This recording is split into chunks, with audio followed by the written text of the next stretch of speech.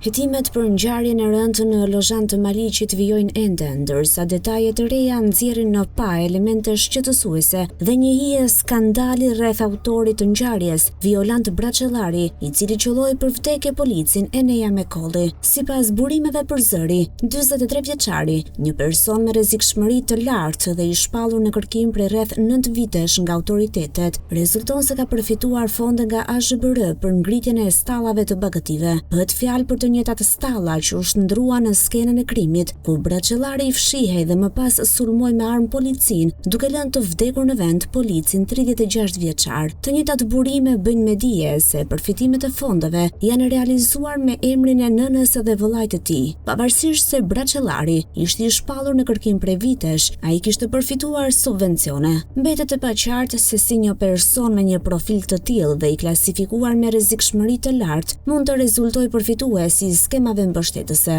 Lidhur me këtë, zëri është drejtuar me një kërkesë për informacion institucionit AZBR, teksa deri më tani nuk ka ende një përgjigje.